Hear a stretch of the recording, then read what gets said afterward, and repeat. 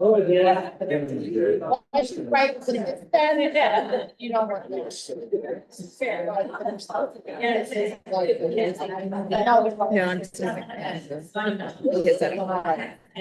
right, Andy, let us know when you're good. You are on YouTube live. Yeah. All right, everybody, thank you all for being here. Please grab a seat. I'll let you take it away. All right, thank you.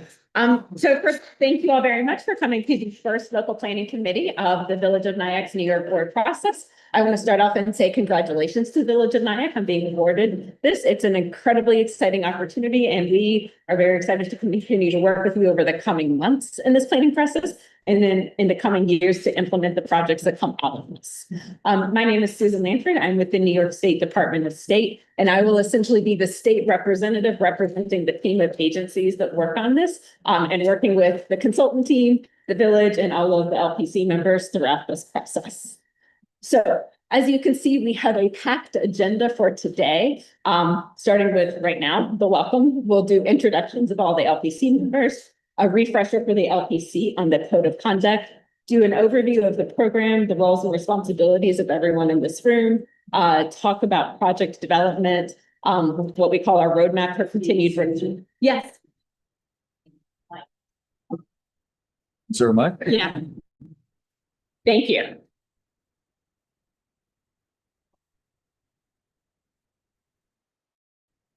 Is that better? Is it on? Is it there yet? Do I know how to turn it on? Let's find out. Okay. Okay. I will do my best. So please, if I start to fade in, raise your hand and let me know. Then we'll talk about how this process concludes, and then we'll turn it over to our consultant team here, and they'll dive a little bit more into public engagement, a little bit more about Nyack specifically, and do an activity with the local planning committee and talk about the public engagement for this process. At the end of this, we will have a public comment period for members of the public to offer any thoughts and feedback. I will note that this is a working meeting of the local planning committee. So for the people around this table, this is a meeting for you all to engage, ask questions. I will note today is going to be a lot of me talking, and then we'll turn it over to Jill and Amelia, who will do a little bit more activity. Not every meeting will be like this. There will be a lot more engagement from you all in future meetings, but just to introduce the process, you're stuck listening to me. So apologies. And with that, I want to turn it over to the mayor to just make a few welcome remarks. Good evening, everybody. Can you hear me loud enough? Am I loud enough? So I don't have to move the mic over. Thank you all for being here. I'm Joe Ram, the mayor of Nyack, and we are extraordinarily grateful for this opportunity afforded by Governor Hochul and by the Regional Economic Development Group that gave us this $4.5 million award. This is the beginning of a long process. This is the formative meeting. There are going to be many opportunities for the public to weigh in on the grant and how it's going to be distributed. I'm grateful for all of you for coming from members of the public. I'm also very grateful for the members of the LPC who are volunteering their time to be part of this process and to take on this very important responsibility that's going to really remake Nyack. I also want to extend my thanks to Susan Wilming and Angel of Nyack for hosting us today and for putting out all the food. It's really we're very grateful for them and for what they're doing to this magnificent facility and what it's going to be for the future. And so to have a chance to show it off and in its current state, which is quite nice and quite accommodating. They had a fundraiser for Arts Rock just this last Saturday, and they have many events that go on here, but it's going to get even better, and hopefully they'll be a part of this process as well. Oh, sure.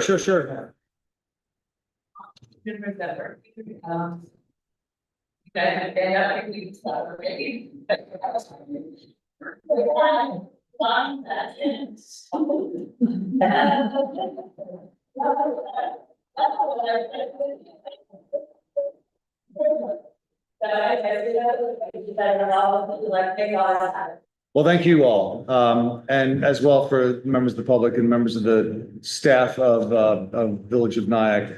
So we have a lot to do today, so I'm going to send it back to Susan and Gail to get us started on the substance of today's meeting. Oh, and Al, did you want to say? Oh, I'm sorry, Alex. That's quite all right. I'm Al Samuels and I'm the co-chair. I'm privileged to have that role. Just so that you know, I was co-chair of Haversport's RERI, the $10 million project that they got from the state. And I'm so happy to be working with this marvelous group of people over here again. They are terrific. They will do right by you, and I hope that you will as well. Thank you, Al. Okay with that, and now I want to turn it over, introductions over to the LPC. So I'll ask that you tell us your name, your association Nyack, and then one thing that we as non-locals to Nyack should know about Nyack. So I guess we'll start over here. Oh, I know, I put you on the spot. I'm Jen Saria. I'm the Director of Economic Development and Tourism for the county. So I grew up in Nyack. I went to Nyack schools and, I love Nyack ever since I've lived here. And one of the things, the special things about Nyack, gosh, I mean, I used to sneak out of school, and walk down, shopping, and then go get coffee at Temptations and like hang out, so it's a good place to sneak around. Thank you, Thomas. Yeah, my name is Tom Schneck. I'm the president of an organization called Visit Nyack. Visit Nyack is in charge of promoting basically Nyack as a tourist destination. Bring people, guests, and visitors to Nyack to support our small business community. Well, I know if you know this about Nyack, I think, what I've seen so far, it's where it has the highest density of restaurants and retailers and service businesses, small service business, basically in a small village. It's just amazing. So what 50 restaurants? 120. 120 businesses. One per week. Yeah. I'm Elliot Forrest. I'm the executive artistic director of Arts Rock, a nonprofit arts organization here in town. My day job is I'm the midday host on WQXR, the radio station in New York City. And I think you will know, or may know, that this is a town that appreciates the arts, but maybe unknown to people who don't live here is that it is the home of many artists historically for over 100 years. Not just Helen Hayes, but Gorgeous Meredith and Jonathan Demme, but the first chair trombone player at the New York Philharmonic currently, members of the Metropolitan Orchestra, different creative artists, and it's been a home for artists for a very long time. My name is Marcella Mazia. I own Solinaire Coffee Bar on South Broadway. Since I was a child, I always saw myself owning a coffee bar, specifically in Nyack. And that was because I used to paint. And I was obsessed with Edward Hopper. When I found out that he made a home here, I knew that's where I wanted to be. So eventually, this is where I wound up. But one thing that stands out to me, other than the arts, is how much access there is to the outdoors, whether you're recreational or you're an enthusiast. There's just so much access, whether it's hiking trails or water or cyclists or you're running. And I love how easy it is to get to all of them. Hi, everyone. I'm Tracy McLean. I'm the Executive Director of Montefiore Nyack Foundation. Born and raised in Nyack. I was born at Nyack Hospital. How many people were born at Nyack Hospital? Don't be afraid. Don't be shy. Be proud. My son, when I raised his hand. Yes, you can. But I would say that one of the most special things about Nyack is community, right? It's true meaning of that word in every sense of the word. And one of the only towns where you're walking down the street and you pass somebody and they still say hello to you. That's special. And you can't get that anywhere else. Thank you. All right, go to Bill. My name is Bill Benson. I'm the executive director of the Nyack Chamber of Commerce. I'm also the manager of our year-round farmers market. And what I'd like you to know, I'd like more people to know, is that Nyack has the fourth best Halloween parade in America, according to SavageChannel.com. And we are definitely moving up the chart. It's an incredible event, and we're very glad that everyone who lives in Nyack and visits, particularly those that live here, can benefit from this opportunity. Thank you. Brooke Malloy, I'm the executive director of the Rockland County Pride Center, which is right on the street over here. So Nyack has a rich history of LGBTQ people because it goes along with the art, certainly. But we're also host Rockland Pride Sunday, and we're in our 27th year. And it is the oldest LGBT festival outside of the city, in the first like parade or festival outside starting like Just Be Friends. So we're really glad to be here, and I'm on June. I'm Brian, owner of Morning Shadow, and also the launcher of Morning Community Main Stage, great concerts out on the street, 2 meter. I love our community. I love the arts that we have to offer, and diversity. This town is great. I love this food. Love this food. I love our mayor. And I'm happy to be here. Well, great, Mike, presence, the Hudson Valley Economic Development Corporation, very excited to hear about my part-time jobs, fan club president to. Tell them to go on the rest of the team. This is a great opportunity. Not a lot of communities get these opportunities, and I think we can be involved in the leadership is the word smart investment, smart development. You can really come to Nyack and take the town to the next level. So I'm excited and part of it, and looking forward to hearing from the public and kind of going through this process and just smarter effective. Sarah? Sure. Please introduce us. My apologies for being late, there's traffic. My name is Cheryl Vaughn. I think I may be wearing two hats. Yeah. Yeah, You're talking about. so I work with Janet Nazario at the Rockland County Economic Development and Tourism Office. And I also am a local business owner here. I own a restaurant, top of Main Street called Karen. And then our question to everybody is, what's one thing that us non-locals should know about Nyack? Oh. That's a good question. The current area made the nationwide list of best restaurants. You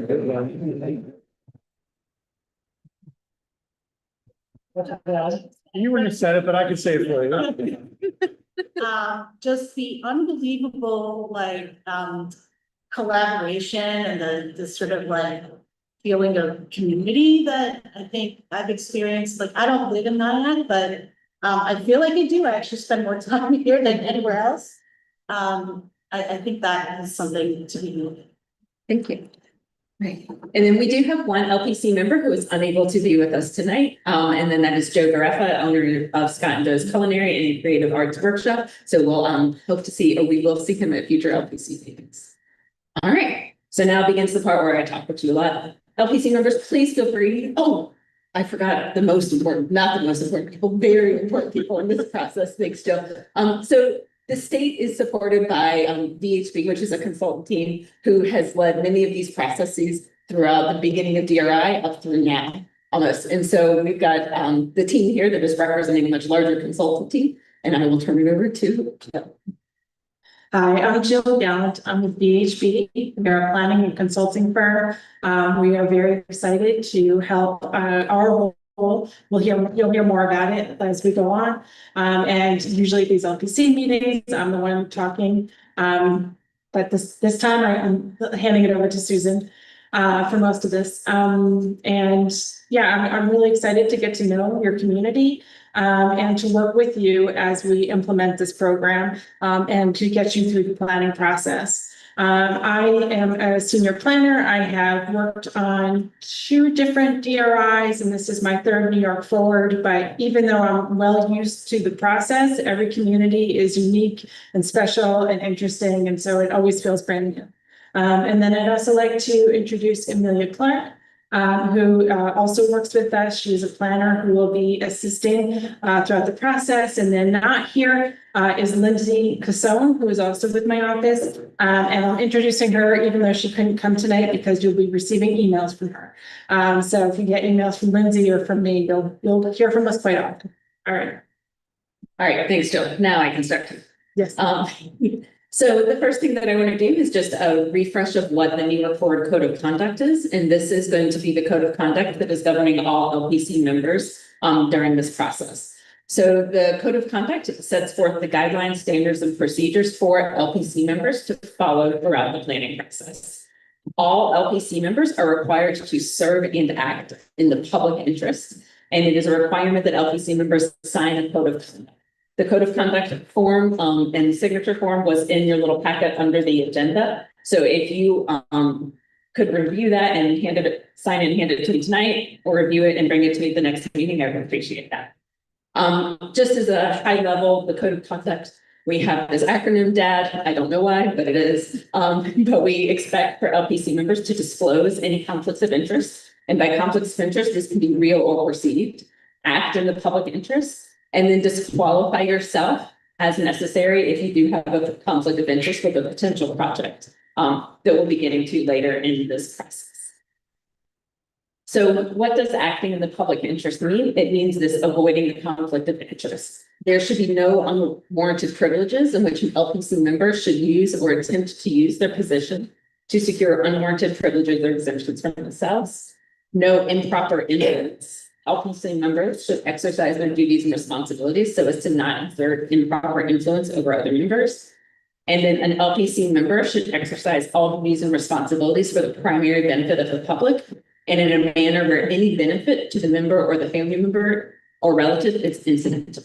If there is a benefit to an LPC member related to a potential project that is more than incidental, a conflict of interest arises and an LPC member should recuse themselves. So throughout this process, if there are potential conflicts, we do document those. Members are expected to identify if they have a potential conflict at the first meeting in which they know a conflict will be presented. We do ask that they fill out a recusal form noting what the conflict is, and then LPC members will not be allowed to vote or discuss that project where the potential conflict of interest exists. And then we will be reminding all LPC members of their obligation to act in the public interest at every meeting, and we'll be keeping a list of any recusals and noting those at every meeting as well.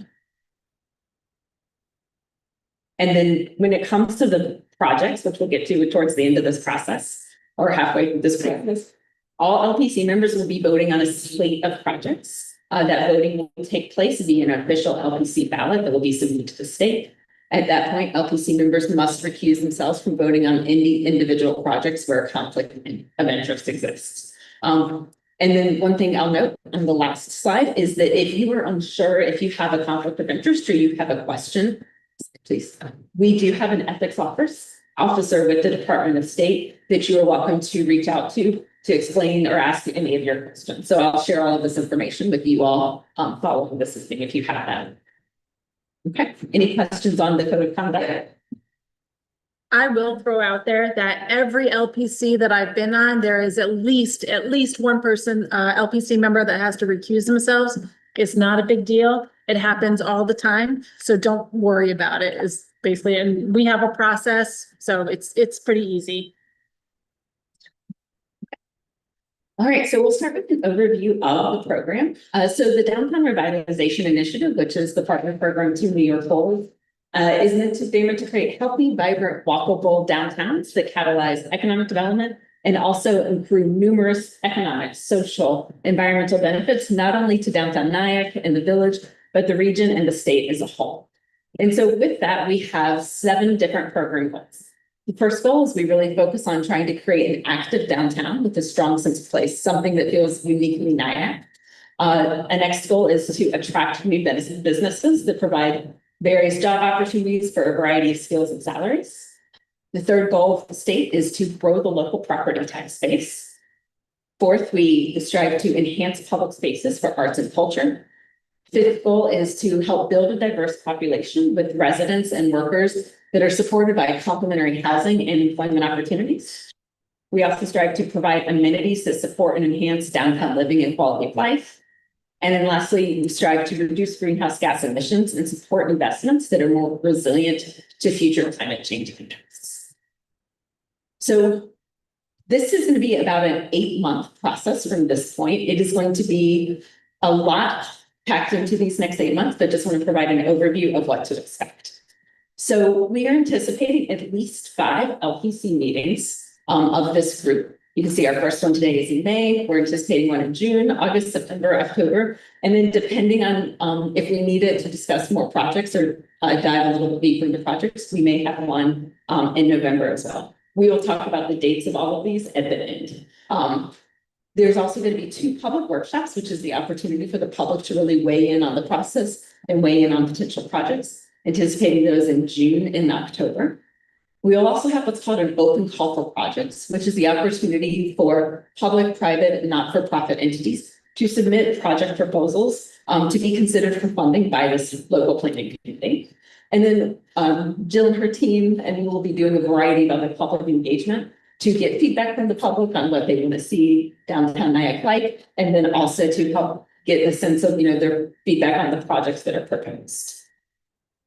Throughout this, we're going to have several deliverables. We'll start tonight with a vision and goals, and then be developing strategies for revitalizing downtown. Jill and her team will also be working on a downtown profiling assessment, which is really looking at what is happening in downtown right now, what are the trends, what are some of the opportunities, and then using that information and sharing that with you all to help inform the decisions that you all make about projects, and also help inform the state. Then after projects are submitted, they'll be working on developing all of the information that is required by the state for this. We'll be talking about that information shortly. It is a process to develop projects. We really want to see that there are projects that have the potential to transform downtown, revitalize, and can be catalytic for other investment. Following that, there will be the strategic investment plan. You will hear strategic investment plan, SIP, a lot in this process. And that is basically taking everything that we're doing in this process and compiling it in a document and submitting it to the state, which will also hopefully help guide Nyack in the future and downtown revitalization in years to come. And then with the projects that are submitted, the state will begin reviewing those projects to determine which ones to fund. I'm going to pause. Any questions so far? You say the state, sure. What does that mean? So Be reporting to. We'll see. yeah, sure. So I'm gonna pause on your questions. I'm about to get them. Sure. So want to dive into kind of the roles and responsibilities of all of the entities and people involved in this. So this is very much a collaborative process and a partnership between the state and the locality. So we have you all, the local planning committee and co-chairs, the role that we'll talk about the role of state agencies and then the consultant team, the role of municipal staff, the role of the public, and then what project sponsors are responsible for. So we'll start with the local planning committee. This is led by 2 co-chairs, the mayor and Al Samuels. And your jobs are to help brainstorm ideas and provide feedback to us to help facilitate this process, promote the process, and encourage participation from the broader community. We really look to LPC members to help reach out to their friends, neighbors, people that they know, to let them know about the process, send them to public engagement events, and so forth. You'll help refine the vision for Nyack's downtown. So there was a vision that was put forward in the application, but we're going to be working with you all to help refine that. Similarly, you'll help develop the goals and strategies to achieve the vision. You'll be providing input and review the downtown profile assessment to make sure that it's accurately representing what's happening in downtown Nyack. And then towards the end of or about halfway through the process, you'll be really looking to start evaluating projects, selecting the priority projects for downtown revitalization, and ultimately recommending that slate to be included in that strategic investment plan. And throughout this, you'll be working with the consultant team, the state team to prepare that. So as I noted earlier, expect to attend about 5 to 6 meetings, generally monthly, but you notice that we had a break in summer in July. Meetings are usually 2 hours, but maybe longer. When we get to projects, they're usually longer. We usually anticipate that fourth meeting to be about 3 hours. So just giving you a heads up right now. You will be receiving regular emails, mostly from Jill and Lindsay and Amelia, with meeting materials, things that you can put on social media to advertise meetings, agendas, and project materials as well, once we get to that point. So the state team, for this process, this consists of the Department of State, and it also consists of Empire State Development, and we have Eric Warren here from Empire State Development, if you want to raise your hand, Eric. And then Homes and Community Renewal is also a partner in this, and our representative could not be here tonight, but they are very much involved in behind the scenes and project development. And then also NYSERDA is on the state team as well, and they provide a lot of support in thinking about energy efficiency, decarbonization, and so forth. So when I mean the state, we're looking at kind of those are the agencies that partner together with this process. Did that answer your question? Wonderful. So the state team, I'll be working very closely with Jill and Amelia to help the LPC with critical tasks, ensure compliance with the program, participate in preparation and review of documents. And then the state team will be there to provide some of the background knowledge on housing, economic development. What is it like to work with the state? What is it like to go through a contracting process? And just really ensuring that, all projects are aware of what is needed. So the consultant team, as we've talked about, will really guide the planning process. They'll be the ones that will be talking a lot more after this. They will lead all public engagement and plan that. And then they will assist the LPU all with the project identification and development and that evaluation of potential projects. They will also be working behind the scenes with all of the potential projects to develop them to meet the goals and requirements of this process. And they'll also be the ones that are drafting all components of that final strategic investment plan. And then I'll turn it to Jill to talk a little bit more about who is on the team. Thank you. So like I said, Amelia and I are with VHB. We are the prime consultant on the team, but behind us, we have several sub-consultants who are also going to be helping throughout the process. So while we may be the face of the New York Forward program, there is a team behind us. We have Hayduck Engineering. They will be helping out with, they are an engineering firm. They will be assisting with cost estimating because especially the public projects, making sure that cost estimates that they come up with are what we're seeing out in the field, and especially important nowadays. We have WXY. They are an urban design and architecture firm. And so what they help us do is for project sponsors that aren't able to provide renderings, they will help them provide renderings. They will also help the village to further refine their projects. So if there's maybe conceptual plan or something like that, they can help with. Kevin Dworka he is an urban economics specialist. And so he will help us, especially with that downtown profile. The downtown profile and assessment is like a snapshot in time. So kind of like an existing conditions, like what's going on right now. And he will help us kind of figure out what's going on in the market here in Nyack and what's going on in the community. He will also be assisting with reaching out to local businesses to get their input. And then we also have Sharplens. Sharplens is a photographer, so he will come out at some point. You will see this amazing guy come out with a drone, and just know that he'll be taking fabulous photos of Nyack, downtown Nyack. Okay.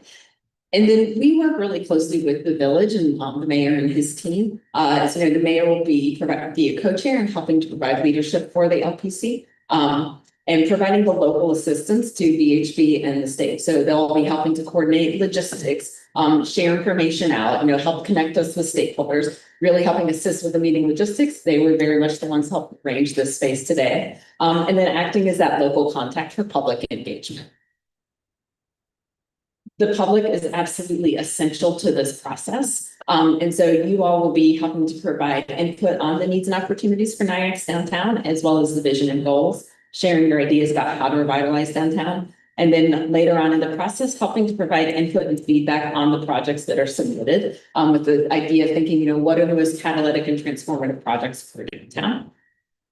And then project sponsors, these are the entities that will be submitting projects for funding consideration. So they will be submitting their project scopes for the LPC to consider, as well as throughout the process, providing the necessary information to the LPC about the scope, budget, their experience, capacity to implement the project.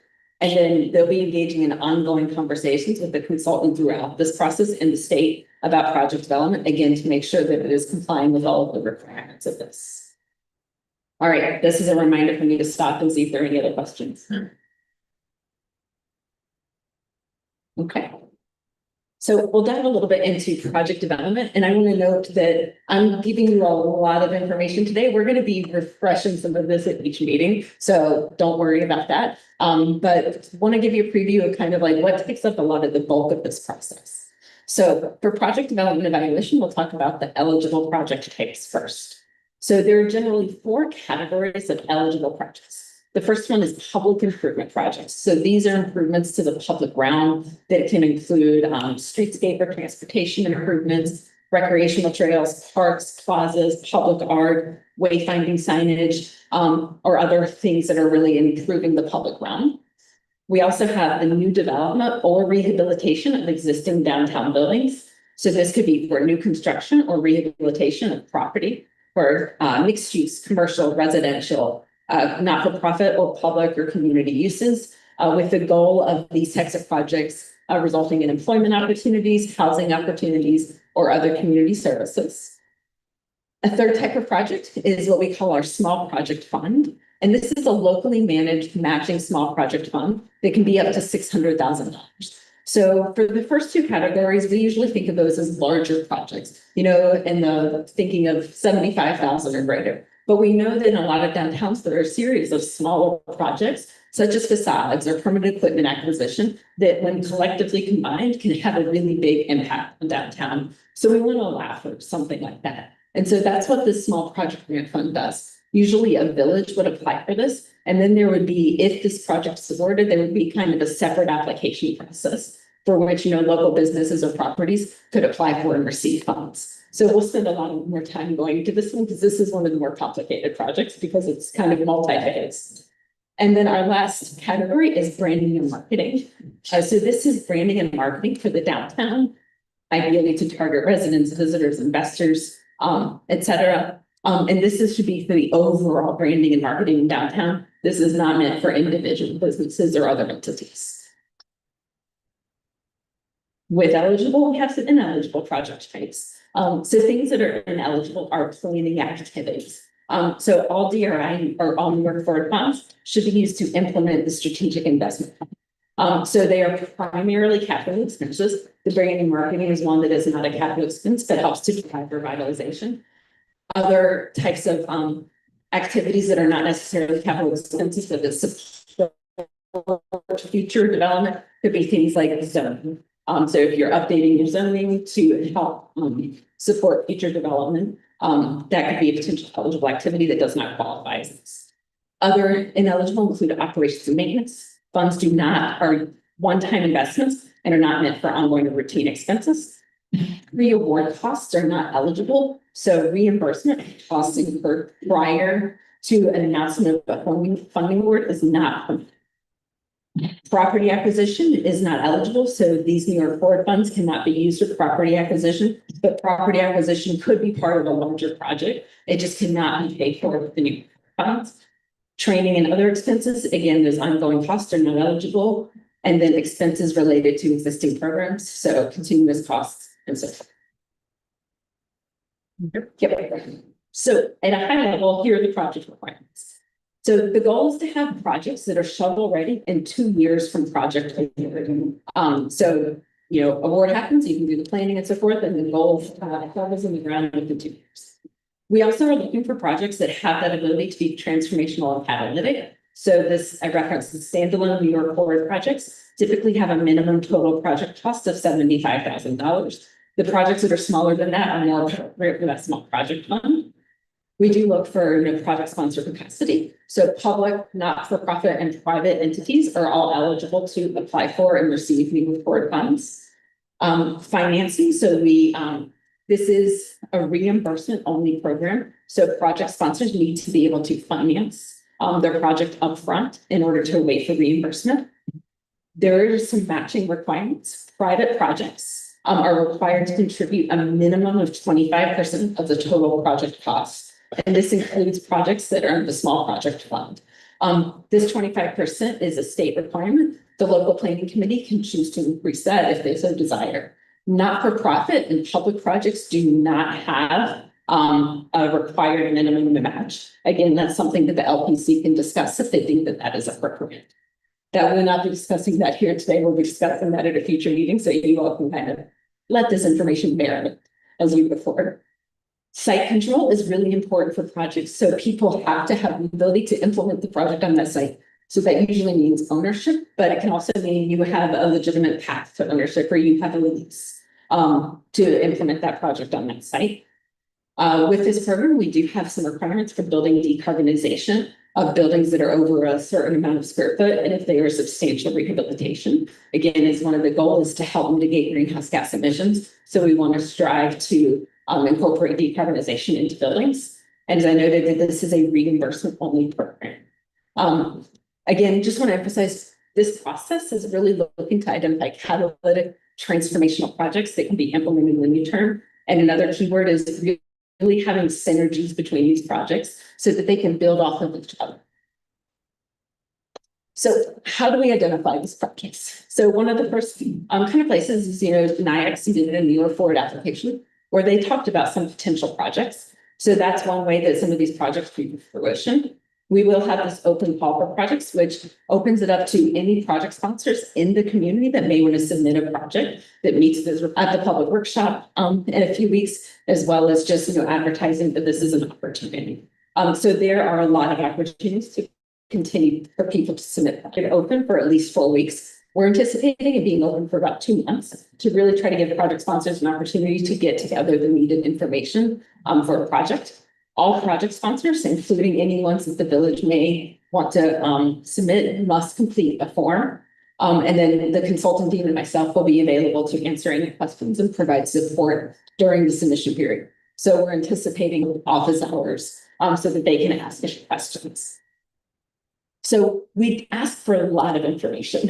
You can see this list in the red box. We're looking for things like location, existing conditions. What is the proposed scope of work? Do you have ownership? How does this align with the vision and goals that are set forth in the process? Do you have what's the preliminary cost estimate? How much of that cost are you asking for from New York Forward? What's the readiness of this project? What's the timeline for implementation? Do you have supplemental information like renderings, market studies, photos, etc.? And then if you have to include decarbonization, making sure that you're aware of that and that it's incorporated into your scope. So just want to give a quick preview of a couple of the questions that we look for in the open call. So on the left, right, the table, you'll see we look for the total project cost, and then also asking for project sponsors to kind of break out what are the activities. So if you're talking about building rehabilitation, well, maybe we want to break out the HVAC and mechanical. What's that cost? If you're looking, or if you're doing interior finishes, what's the cost? So we're looking for professional kind of cost estimates to help support this. Because we want to make sure that the funding that's being provided can lead to project completion and that these are accurate cost estimates. So we're asking some questions. How did you arrive at your cost estimate? And then explaining a little bit more about how you're going to obtain the funds and if you have any leverage funds to go get that. Another example question that we ask is about the project readiness and time frame for implementation. So we're asking for what's the work that's already been done to move forward with this project? Is it just an idea you're having now, or is it something that you have conceptual designs for?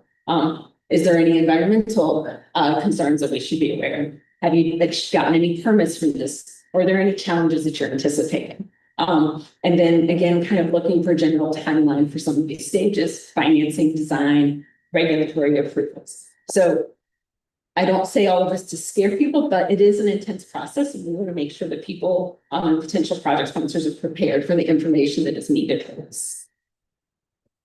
So with that open call for projects, we're anticipating introducing it on Monday, June 2nd, and then formally opening it with the form and everything on the following day. And then, as I said, we're going to have about 2 months with it closing on August 1st. And then we would bring the project submissions to you all later in August at the third LPC meeting for you all to first learn about and start considering. So how are these projects evaluated? The state has several evaluation criteria already, and we look at how does it align with the state and local goals? How is it ready to be moved forward in the near term? Is the catalytic effect and whether is it likely to have a significant positive impact on downtown revitalization? What are the co-benefits? How will this project present benefits to the community as well as the developer of the project? And then what's the cost effectiveness? Is this a good investment and an effective and efficient use of public resources? So, thank you. So we use these state evaluation criteria, but they can also help inform you all and your local evaluation criteria. We encourage you all to develop local evaluation criteria, which we'll be discussing more at the second LPC meeting. You can base them on state criteria. You all as an LPC can add or refine some of the criteria based on local priorities and interests. One area where we always see the LPC refine them is particularly on those co-benefits because they're so unique to what the community is looking for. We've seen communities with some of these example co-benefits, the potential to attract regional visitors. Some have said we really value accessibility and affordability. We want to make sure the projects are being evaluated on that, enhancing community connectivity or cohesion, or generating new jobs. These will be things that you all will decide, and we'll have a much deeper discussion at the second LPC meeting on what these criteria are for NIAC. All right, and there's my reminder again, the polls. One question, you had these goals on there before, are they all weighted the same way? Or is there some difference to them? I mean, so you all as an LPC kind of weight them how you want. I cannot speak to the state. We just have these broad overall goals. And so, what this evaluation process is, that is in the black box of things I don't know.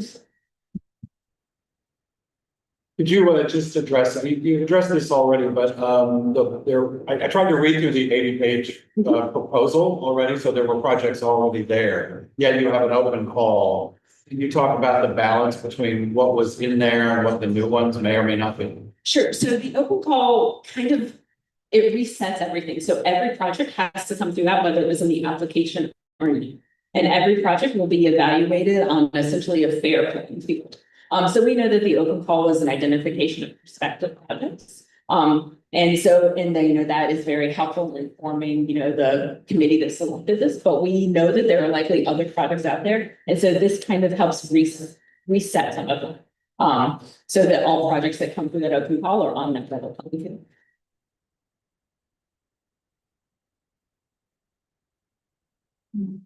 Okay. All right, and so another component of this that we'll be talking about throughout the process is what we call this roadmap for continued revitalization. We're working on the naming of this, but it's really to help make sure that, we're thinking about what happens for NIAC beyond just this planning process, what happens beyond just these, projects that come through this process and ultimately in that strategic investment planning. And so we kind of use this as like thinking about ideas and recommendations from the community to consider for continuing downtown revitalization. These may not be things that are addressed by the New York Forward process or a proposed project, but they're things that we hear from the public, they're things that we hear from you. They're like, oh, that's a good idea. That may not be appropriate here, but it's important and we want to note that so that it's recorded and it's something that, the community can pick up and say, this is something that we found important. So some of these ideas that we've seen in previous plans, include things like tracking metrics of downtown revitalization. Are we able to track patronage or business housing development? This is something that we want to do to make sure that we're continuing this process. Potentially could be implementing a future phase of a New York Port project. We see a lot of projects come in and say, well, we want to do phase one of this park project, but we know we want to do much more, but that's at a later time. So that could be one of the things. And it's pursuing other investments that may be outside the downtown, but could contribute to downtown revitalization. So one benefit of this is it gets it written down in this plan, but it also is something that puts in this state plan that says, hey, we want to do this. And then if there are opportunities to go and apply for other grants from the state, it can be always said that referencing back to this is a plan of like, here's something that we said we want to do for a downtown revitalization. It could complement some of this investment that the state has already made. All right, so how does this wrap up? At the end of this, at LPC meeting 5 or maybe 6, you all will come to a consensus on a list of projects to recommend to the state for funding. VHB will prepare that strategic investment plan containing all of that detailed information about each of the recommended projects. Again, that plan will help guide NIAC in future revitalization efforts. And so with that slate, we typically require that the LPC submit a slate with a total dollar amount in New York Forward request that has a higher dollar value than what will be awarded. So NIAC was awarded $4.5 million. You all as an LPC will be recommending a slate of projects with a New York Forward request somewhere between $6 and $8 million. But you may receive $20 million worth of New York Forward requests. That is part of your job to help narrow down that list, evaluate that list of projects that are most catalytic and transformative.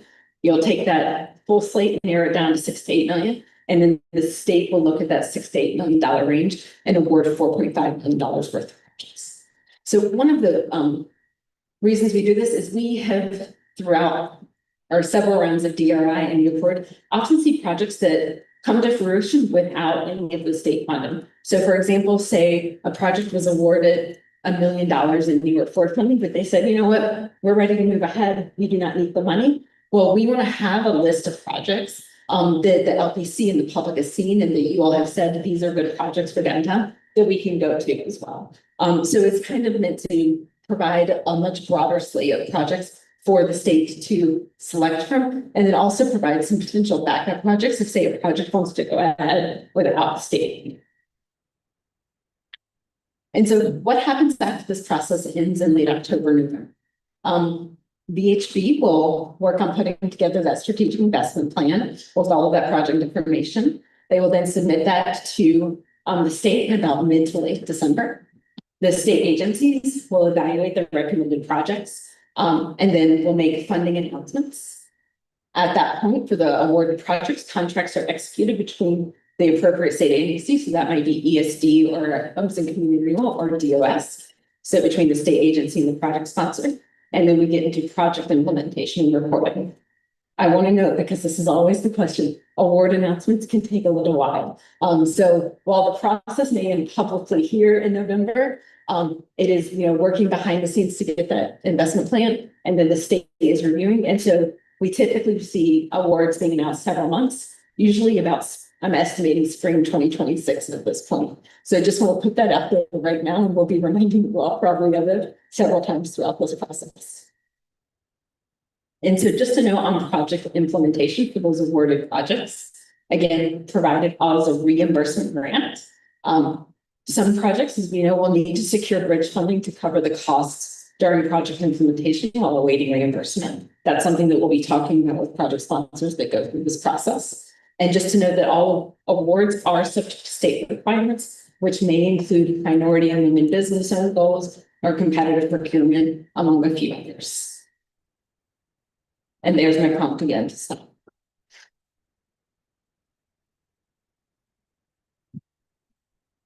So need to the reimbursement side, is this by project milestones or is it the whole? So it kind of depends. Typically, and I said, when I say typically, a lot of public projects or something, or not-for-profit projects can sometimes receive interim reimbursements. So maybe you complete a project milestone, you can receive an interim reimbursement. Usually private projects receive reimbursement at the end at the completion of the project.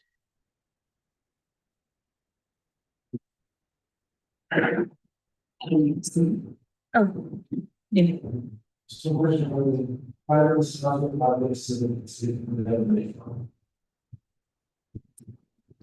I don't believe so. Eric, do you happen to recall off the top of your head? Are the private projects subject to the prevailing wage law? Yeah, not currently. Yeah. They're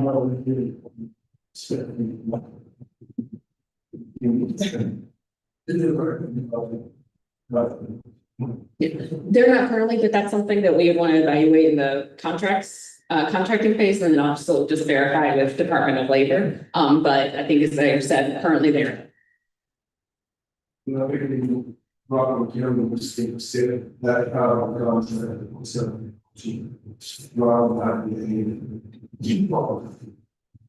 Gotcha.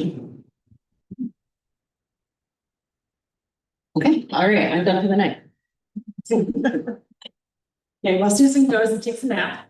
We're gonna shift gears now. So you've been hearing us, or really Susan, talk a lot about the broader process.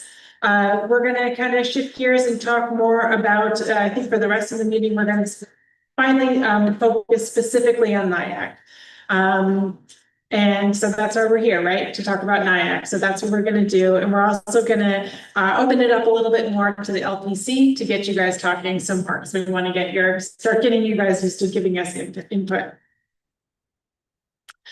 First up is the New York Forward boundary. Why is the New York Forward boundary important? It's important because you'll see the boundaries lined in the dashed line there. Any project that comes in has to be within that area. So that's why we want to try to get it right the first time. This is the New York Forward boundary that was submitted in the application. And I'm going to actually turn it over to the mayor, and he's just going to give like a brief overview as to why they chose this application, why they chose this particular boundary. You can see the boundary. That's really encompasses most of downtown. The south border is Cedar Hill. That's the edge of Nyack. The northern border is Third Avenue, which is really the end of the downtown district. It goes to the waterfront. Obviously, the waterfront's a big part of our application. And then it covers the mixed use district along Main Street. So the big box ends at Franklin, and then it goes up Main Street all the way. And the far border is where the gateway is. Basically, the gateway being the very attractive entrance to the village that is marked by the underpass to the New York State Thruway.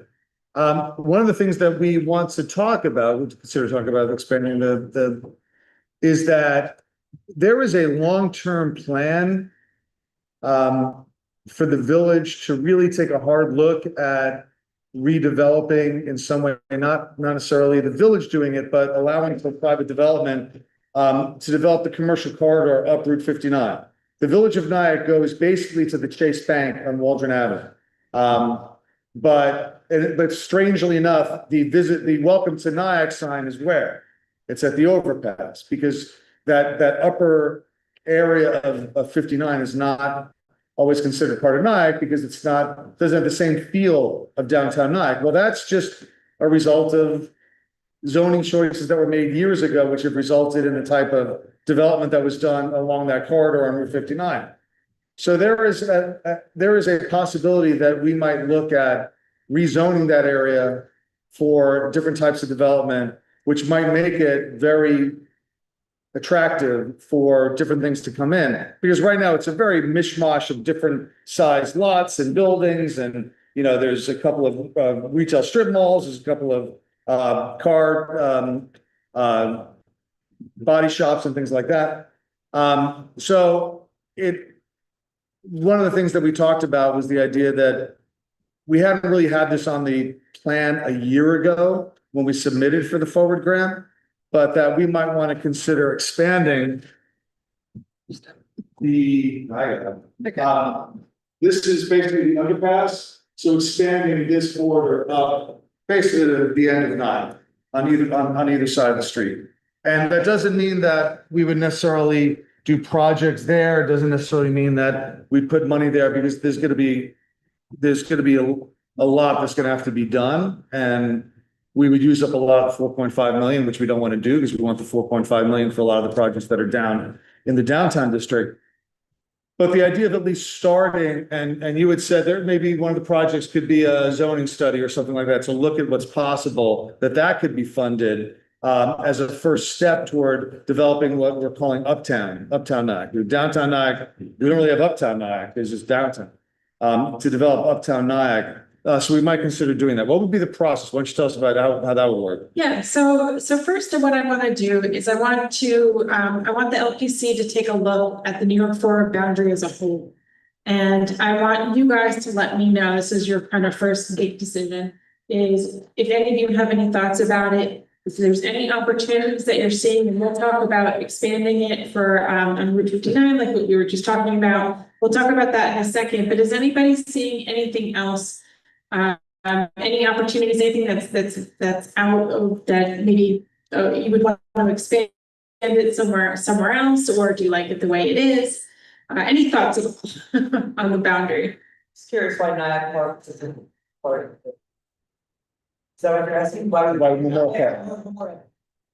Are you asking there or? Yeah, no, that's a good question, actually, and I'll ask. Andy, my guess is that we actually have gotten a significant amount of funding. Jenna's nodding her head because Jenna was in charge of supervising the distribution of, was it the ARPA funds? That was the ARPA funds where we got a lot of money to redevelop Memorial Park. We actually have another grant that we have a match on that we're working our way through now to develop the walkway along the water. So yeah, I think that really the answer is that we had a lot of money coming into Memorial Park for a variety of other grants that we wanted to look at the marina. We thought there was a more pressing need for some other areas. There's a lot's been done in Memorial Park the last 10 years. That's the answer. And he's nodding his head, so I got it right. Any other questions or thoughts about the boundary? 30 years in this community, I can't answer my own question. What's actually the boundary between Nyack and Upper Nyack and South Nyack? And would you define this then as the boundary as being downtown, not about the village of Nyack? That's South Nyack, Cedar Hill. Once you get past Solanier, little plug for Solanier. Once you get sort of past that block of Solanier and Strawberry Place along, that's South Nyack. Right there. The Upper Nyack isn't on the map. It's another a Tallman Avenue. Where right there's fourth, well, not really fourth, but there's fifth, sixth, after sixth, there's Tallman, after Tallman is Upper Nyack.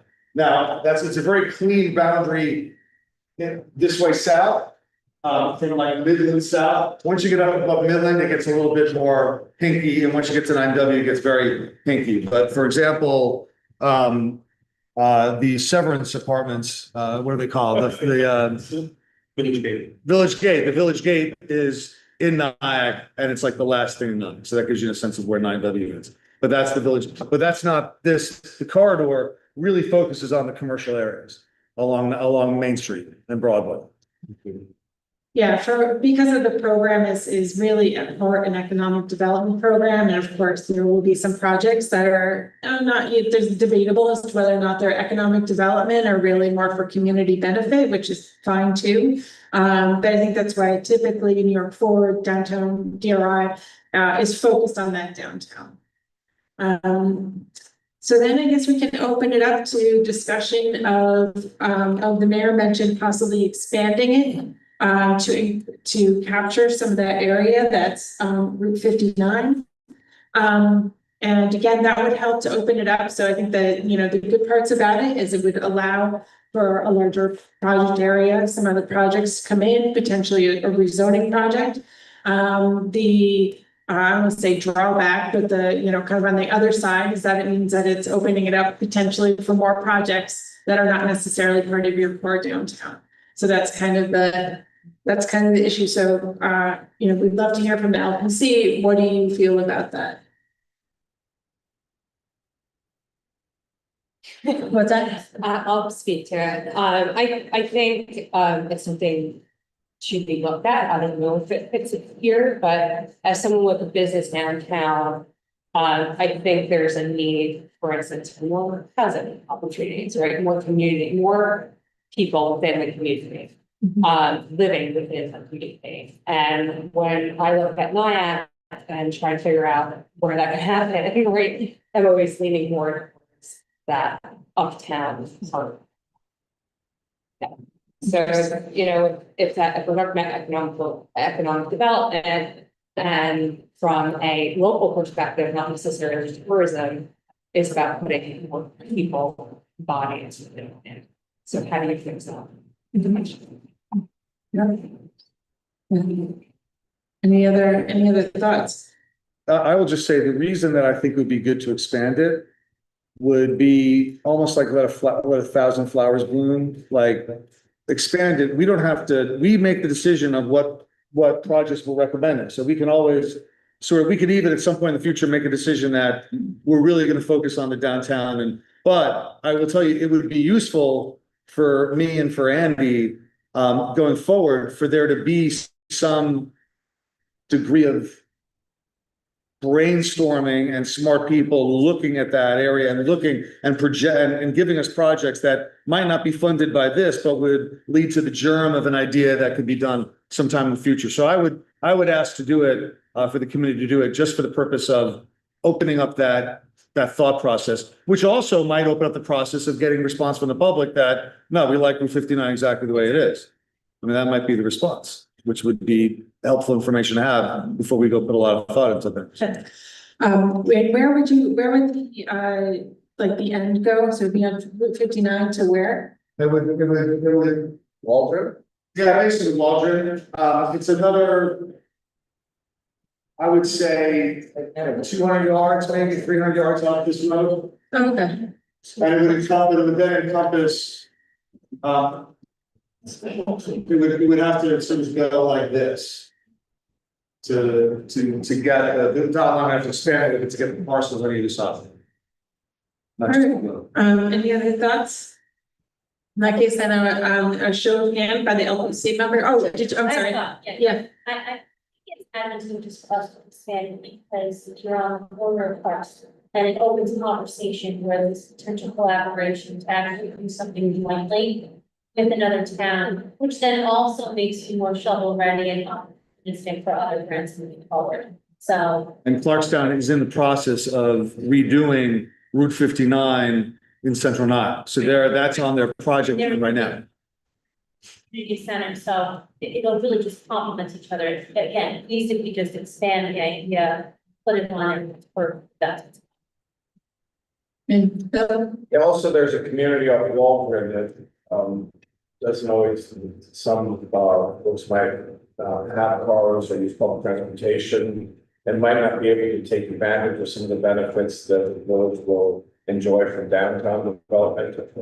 Might not always have access to it, but would benefit from paying to the closer into that area. Sidewalks to do. Exactly, it's very dangerous, and there's shopping opportunities and people do right now, and there's bus stops on either side, and so, yeah, so it is dangerous, so any of the improvements there'd be a group of folks that would benefit from it, but don't always benefit from everything else that's worthwhile. in that case, then I'll ask the LPC show of hands of who would like to expand the boundary. All right, so we have our first decision down. Congratulations, guys.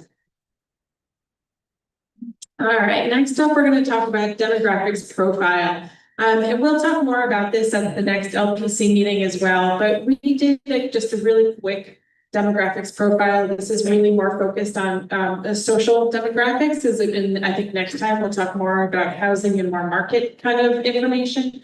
But this is some of our key findings. We found that there was a 7% increase in total population over the past 10 years. This was about in line with Rockland County as a whole. Racial diversity, we have 57% white, 24% Black or African American, 15% other or multiracial, 5% Asian, and in terms of ethnicity, 18% Hispanic or Latino. As a Nyack, this is talking about the village of Nyack, is a little bit more diverse than Rockland County as a whole. Increasing senior population, you can see in the chart there, while seniors are certainly not the dominant group, but they are increasing at a slightly higher percentage than Rockland County as a whole. And I think the thing that was probably the most interesting to me was this growing median income. It's higher than Rockland County, not significantly higher. It's 119,000 as the median household income in Nyack. In Rockland County, it's 110%. But the interesting thing is the rate of growth, where Rockland County, once you adjust for inflation, remained relatively stable. There has been a 60% increase just for the past 10 years in income here in Nyack. So that's kind of an interesting thing. So I want to kind of ask you guys, what are kind of some of these social demographic trends that we are just seeing this on paper, right? Is there anything that you want us to know that you're seeing in the community that you find interesting?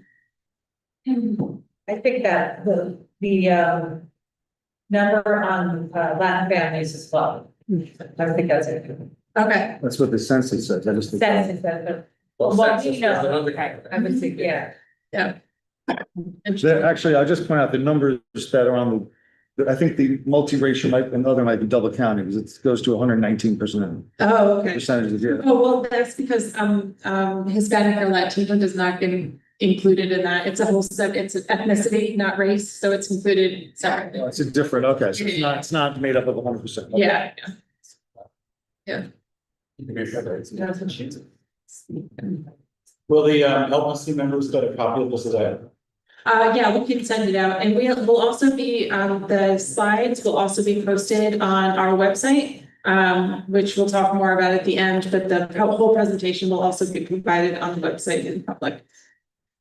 What's interesting about that is it's really a trend for all of Rockland. That was really my age, the 20 to 24 shrinking, and even the 25 to 44 shrinking. And that's something we have to really opposite of when we make decisions, because we have to make sure the next generation continues to stay here. Because when I was growing up and I was here, I just felt like that's took over the whole county, and now it seems like we've all gotten over it in a different way. And now everybody's moving. So that 4%, I would like to see increase even 30%. So thinking that the decisions are made on how we vitalize.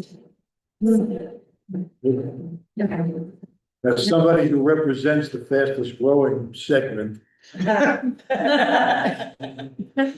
is that? I'm glad my friends over here appreciated that. Rockland County, countywide, the fastest growing segment of seniors, that NIAC outpaces that by the percentage that you have listed, I think is something that's very compelling and something that we have to consider very strongly as we move forward. We, as this week.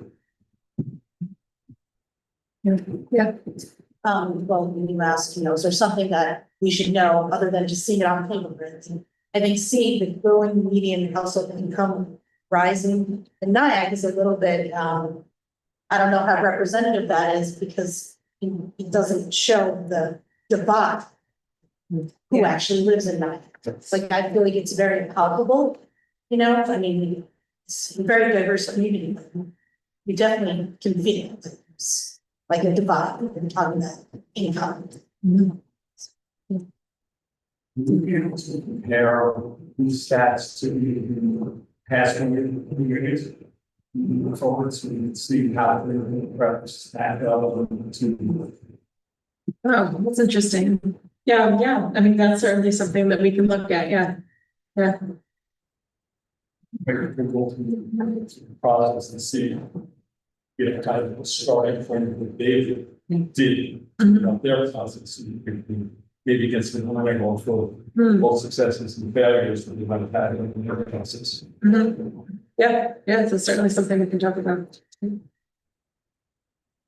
I was going to say Cheryl's point's well taken because the median, the demographic, the median income definitely does not reflect the polarization of income. That you've got areas in Nyack, which, the average sales price of the homes might be $800,000, $900,000, and other places where it's all multifamily rental housing, which are two very different demographics.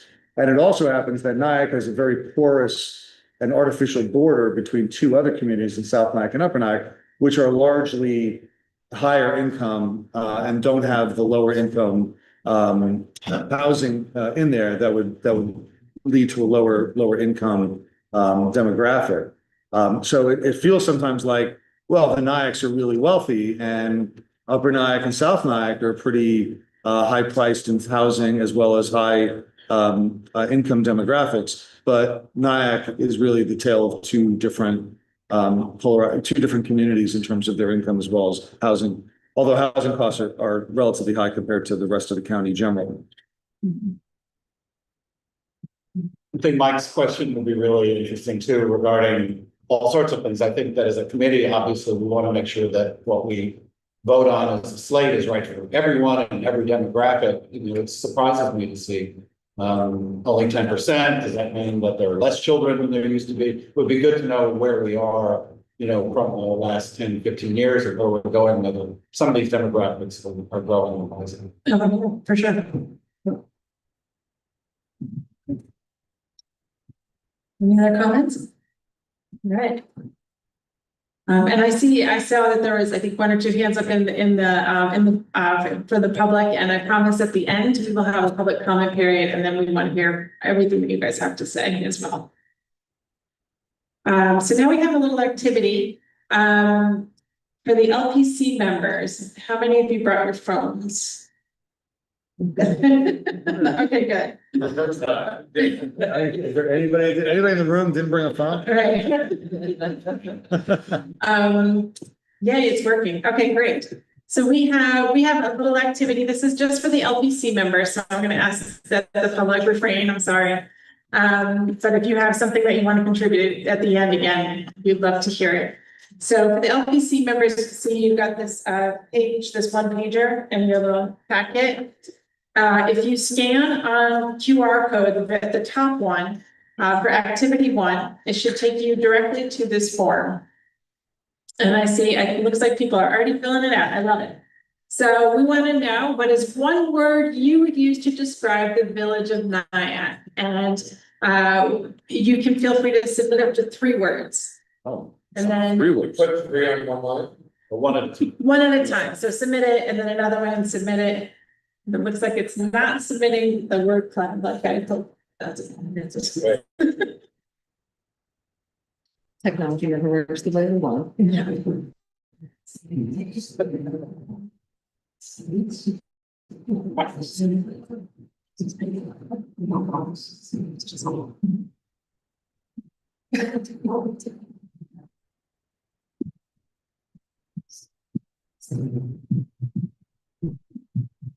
All right, do we have all our words in?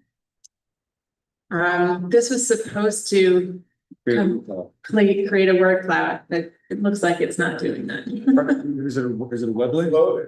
Try refreshing. No, that's the only problem, is that I'm gonna refresh it, I can do that. Just for cows. Gina.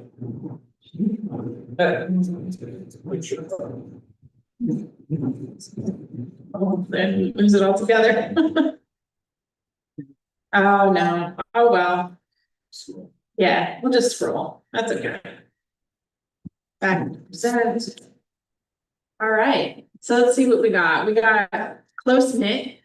I'm definitely getting that sense. I like it. Unique, stunning, and welcoming. Historic, collaborative, history. Oh, whoops. Getting ahead. Make to exit this phone.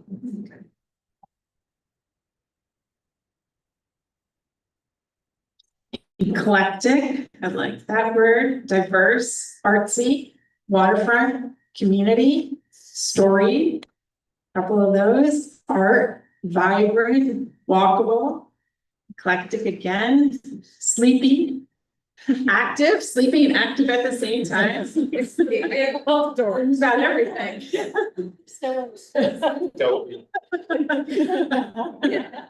Beloved, queer, hip, eclectic again, creative, diverse, unique, artsy, and diverse. All right, this is I enjoy doing this particular exercise because I'm not from Nyack, and so this helps me really get an understanding of how you perceive your community. And I love it because these are all fantastic words. And again, I will say to the general public at the end, if there's any words that you think really need to be incorporated in here, you can let us know. And then we're gonna do another activity. This one, we're gonna do old school. And then the prompts are on your page in case you can't read up there, or that's easier. But we want to hear from the, oh yes, thank you.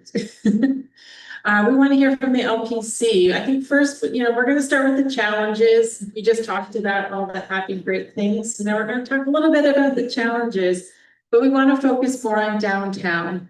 So in this realm, we're not thinking about the village as a whole, but we're talking about your downtown area, kind of that core area that's in that, the Newark Forward boundary that we discussed. So we want to hear, what are some of the challenges? Every downtown, no downtown is perfect. Every downtown can be improved. What is it that's preventing, might be preventing for the moment, downtown Nyack's improvement? There are zones. Between, Dead zones. yeah, dead zones. Yes. Like where there are vacancies? No, it doesn't see vacancies. I would have to say, it's more, a break in storefronts, right? So. Yes. You're right. There isn't continuity. Which can lead to people from out of town and even actually locals that, I'll quickly tell a story that we had this, antique shop. Her name is Jean Green. That was on my block, South Broadway, and on her day of retirement, she closed. A woman walked in and said, "My goodness, you're closing, you're shuttering soon. When did you open?" And her claim was that she had never seen Jean's shop. Jean had been in that shop for 35 years, right? And she was a resident of Nyack and never made it down to South Broadway. So dead zones, I think, would be our challenge, right? Some they just people don't know make it to certain parts of town. I think a combination of being so close, walking distance from a hospital presents its own challenges, as do the lack of mental health and housing services. So it's going to be a challenge in a community where this is working a lot.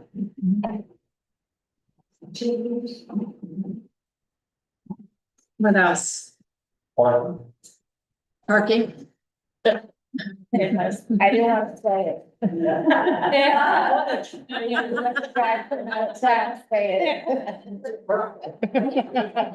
That's one of our strengths. I was saving that for the next question. Yeah. It was like overall, there's not enough foot traffic Yeah. and it's like one of the another real patient. Clear for someone who's meeting and A second thing? not a clear path to work. I would say on the foot traffic. Specifically, it's Monday to Friday, and they're. Just want to repeat what they Oh, said. sure. I think so far we've found that there's dead zones, so breakages in the storefronts. We heard parking, I won't say by who. We heard that there's just that this being kind of the Nyack being kind of the end of the line for certain bus routes and maybe insufficient mental health services presents some challenges. We also had, what else? Oh, right, not enough foot traffic. And then no clear pedestrian path to the waterfront. So there's a little bit of a disconnect between the waterfront and and where the shops are. Brooke, what did you say? You said housing challenges? Yes. And, Met 12. and what else? Affordable housing, lack of mental health services, or plans, coordinated plans. So not a coordinated plan for mental health services, and then also need for affordable housing. Multimodal. Our challenge. The need for multimodal transportation. Anything else? Well, there's also wayfinding, and identifying historic sites, because Nyack has such incredible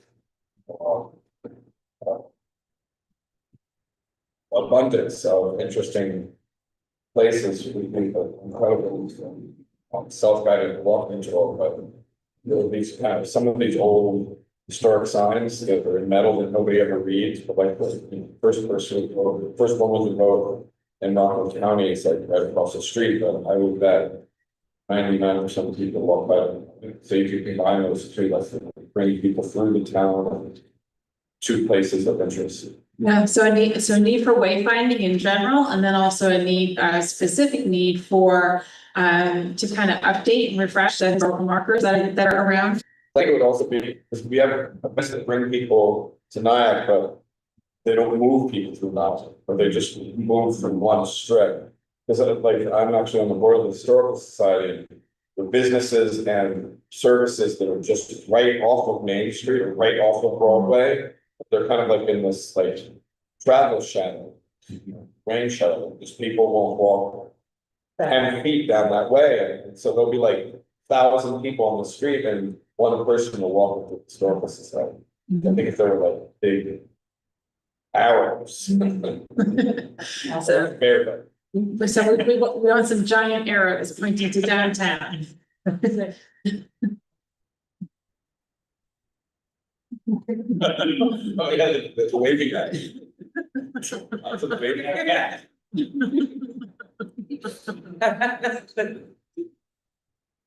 Anything else?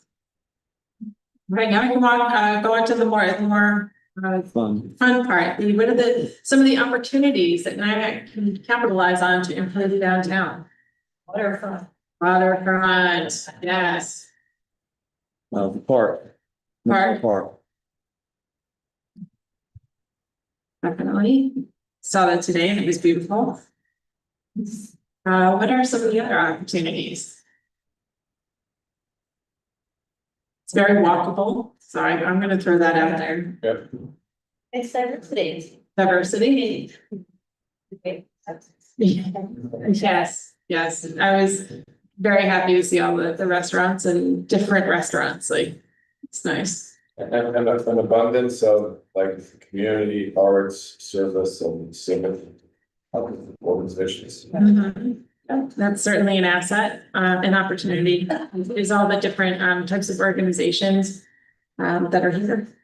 Lots of parking.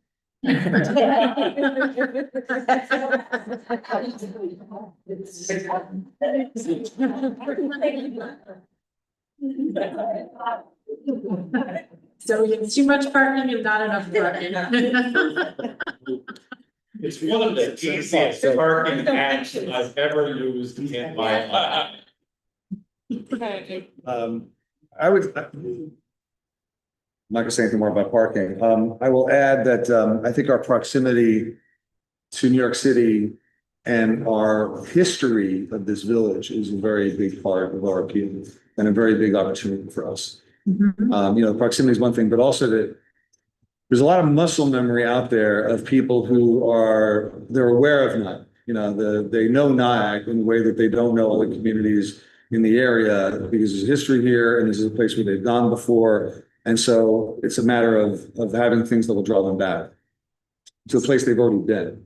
I don't know if it's a challenge or an opportunity, Joe, but when I explain to people about Nyack, I think one of the beauty of it is that we're not in Westchester, that it's a little further away, it's a little bit more rural. We're trying to describe people who don't have a car in Brooklyn, how to get in is close to impossible. Because you can't get here. You just don't come. Without driving, yeah. Right. So I mean, it's both a challenge. Not sure it's part of this plan, but it's a problem. It is, and I think it's a little bit of both. Like you said, it's an opportunity, but also definitely a bit of a challenge. And I will say we did a walking tour of the area before coming to this meeting tonight. And we had one of our sub-consultants was with us who was from Brooklyn. And actually, Amelia's from Brooklyn, but she drove with me. But one of our sub-consultants, they took the train and then took a cab over and said it was really easy. So I think it's like this, like kind of like secret, Sure, It you can cab be from done. Tarrytown? I think so. Yeah, it depends on the time of day. Yeah. Okay. Right, to show people that there are ways of getting. Yes. That's an opportunity. The opportunity is that the commuting options are not quite they're better than you think they are. Mhm. Wasn't there at that Westchester meeting that we went to, there was electric bike, like city bike, electric bikes. If an electric bike, you could go over it. If there was like Oh, right, for the bridge. if they had a city bike station in Tarrytown and then here, yeah. Yeah, electricity. So again, that kind of speaks to the need for micro mobility, Ooh. multimodal. Anything else? So I think we will move on to our, we have another, get out your phones again. We have another activity. For this one, this is the scan the second one, so the bottom QR code. And we want to hear, provide a word or a phrase that comes to mind when you envision the future of downtown Nyack. Again, we're focusing on the downtown and we're focusing on the future. When you kind of hoping for at the end of this, I don't want to say the end of this process because we can't achieve everything, but definitely in the future for Nyack. And again, if you want to, you can submit up to 3 responses.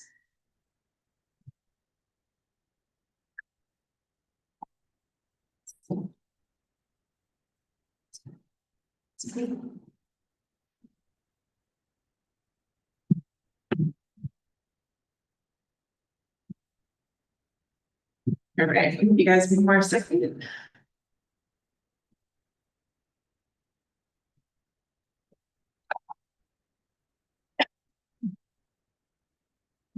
Right.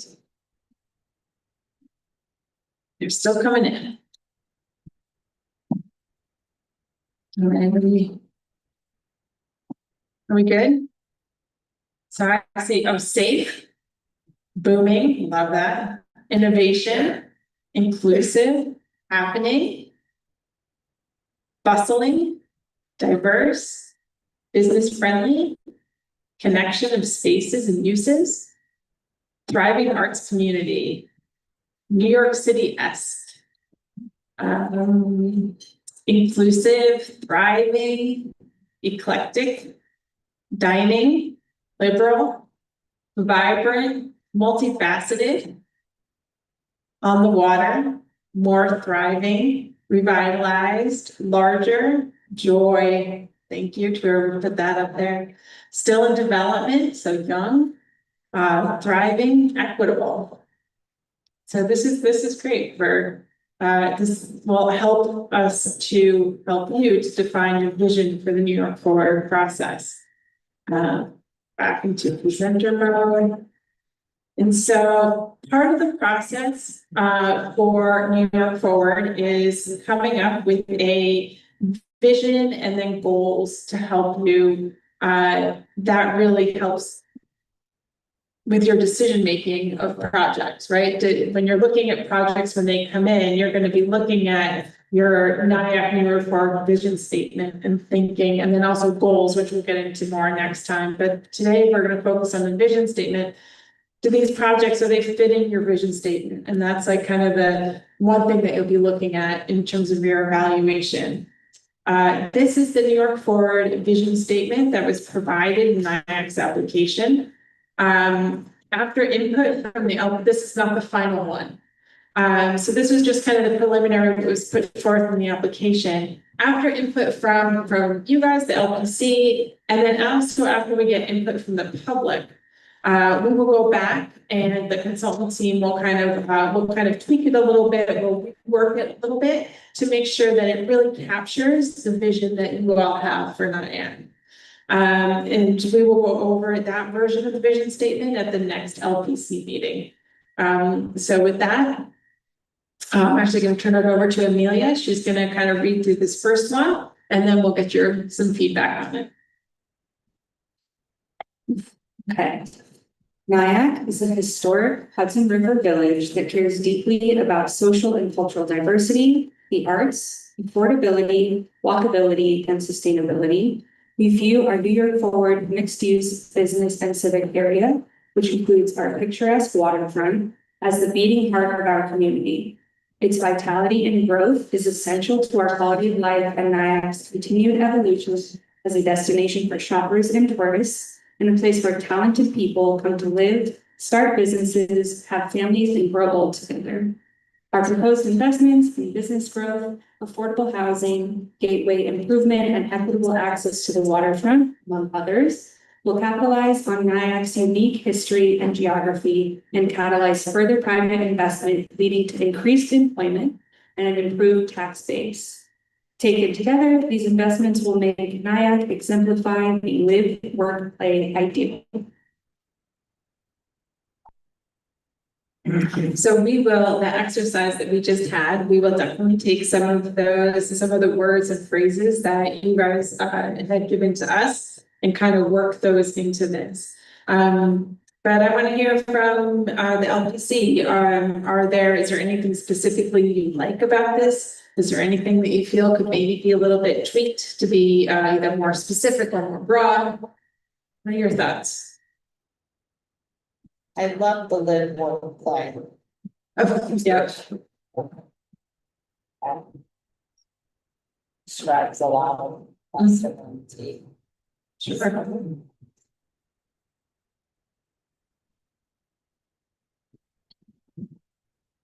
Any other thoughts? I understand that getting people to talk about vision statements is weird. I totally understand that, but Some of them, yeah. said we're gonna return to. Yeah. Mhm. Okay, so and what we will do is in between meetings, we're gonna take, like I said, some of the language that you gave us and work it in. And then also feedback that we hear from the public, because we will have had, we'll talk about this in a minute, but we will have had a public workshop before the next time we see you. So we'll also work in what some of the public has to say, and then we'll talk about it some more at our next LPC meeting. Any questions about anything we just went over before we get into the public engagement approach? So these are some of our proposed outreach strategies. So I think we have these proposed outreach strategies, and then we have a couple targeted questions after this, and then I'm going to ask for your input. If there's, we want to hear, this is kind of based on our preliminary conversation with the mayor and with his staff, and just things that we've done in the past, but we definitely want to hear from you, like what, there are things that in the community that definitely work, and are there things in the community that definitely don't work? We want to hear that too. So far, our proposed outreach strategies are posting to the NIAC New York Forward website and social media pages. As I mentioned, we will be creating a website, and actually, I think it will probably go live within the next couple days. So that will be up, and then that will be a place that the public can go. There'll be a link to it on the village's webpage. And that's where the public can go. You guys can go to the LPC to get more information. And then the village seems to have some social media pages, which is great. Not all villages do, so I was happy to see that. So to kind of help promote and get out the word about public meetings and also about LPC meetings. Enlisting LPC members and key stakeholders to promote engagement. So as we move through the process, you will be getting information from me and Amelia and Lindsay, like flyers. If there's a meeting coming up, we'll send them to you and say, hey, can you just send this to your networks? For the open call for projects, that is definitely something where we ask you guys to help. Like, oh, you know what? I think I might know of a project, let me go talk to this person and see, just let them know about this, about the process, right? So enlisting LPC members is definitely, a big part of it. Press releases to local media outlets, distributing handouts or flyers, engagement with existing civic groups. Some engagement opportunities could be either local festivals or events, or engagement with local business owners. And then of course, for the open call for projects, we will talk about this in a few minutes, but we will be having some virtual presentations and virtual open office hours. So people can just call in directly and ask us questions about that process. So our questions that we're going to ask you is, how can we engage broad participation, including among those who may not have been engaged in prior planning processes? And are there effective outreach strategies that we may have missed? And how can we promote active participation in public engagement events? And with that, I will open it up to the LPC. What are some of your thoughts on public engagement? And we discuss public engagement at every meeting. So if there's things that you want to add that you're like to think of, we talk about it at every meeting. But yeah, Bill. Well, yeah, for a brief time recently, I had the Village of Sleepy Hollow as a client doing communications, and they went through this process. And at a certain point, they found that they had a wonderful space like this to hold the majority of the meetings. But I think it was on a Sunday or on a weekend day, they chose to do several satellite meetings to go deeper into the community, and I think they did churches. To find people who know, because this is such an important opportunity. You don't want just the usual suspects. You want to try to find a place where there are people who don't normally go to meetings. So you actually just take the meeting to them. And I think that would be very beneficial for this community. And it would also then help further discussions, because not everybody would really be able to they wouldn't necessarily like submit proposals for the open call, but at least they'd find out what's going on, and there could be even maybe a networking aspect of it. So it just doesn't have to be a meeting where there's an agenda, but there could also be, an opportunity for you to know each other and start to work together down the road. Are there certain like locations or groups that you're thinking of? Like I know in Sleepy Hollow, they did the churches on a Sunday after they had service. For Nyack, are there places that you already have in mind? No, I mean, I have some, but I'd like to talk to, the colleagues, but yeah, we can come up with some good opportunities. Many of us have email lists for our nonprofits. Maybe we've been utilized when I want to check the market. Be able just to say, hey, this is happening. We're in the habit of constantly supporting other nonprofits anyway, even when it's not one of our shares. So I think alerting people that way through our emails. Great. I was just talking to Al, and we talked about getting something at the farmer's market. Yeah, it's good. We should get a booth at the farmer's market in like June. June be the right time to do it, because we could do something at the street fair. There's a July street fair, and we could do that as well. But the street fair is a lot of outside people. You want to get Nyack people, they go to the farmer's market on Thursday, a lot of the locals. We have Pride too. And Pride is that's another place we should be, because that's a very local, and community-wide area. And then to talk about some of the spaces he was talking about, there are people that we don't generally reach. We won't reach with the farmer's market. There is there's a lot of people that are not connected to things like this, like the village meetings like that we can go through. We could go to the housing authority and work through them to get to the people that live in the community housing in the various buildings, and bring some information to them and bring some opportunities for them to get involved. About the Pride for the farmers market. No, I'm done. We could also advance those things. So in some of the promotions for Pride and the farmers market, we could send out materials so people could visit the sites first and get a sense, so they're not just catching it for the first time, because there's a lot of material people know about it in advance. And then for the farmers market, at least you could do 4 weeks in a row. So you can keep such different people each time. That might be a little bit much for us, but. I would just take your materials. No, I mean, this is an important part of what we do. Okay. We would segment it. You don't have to produce it. Okay. Yes, every Thursday at 7 a.m. You need to bring a tent, a table, 2 chairs, and just like. Just move it in. No, that's Maureen's got it.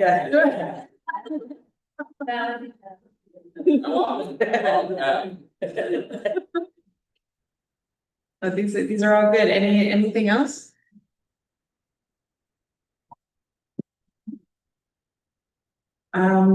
So we have, we're thinking that we will do one public workshop.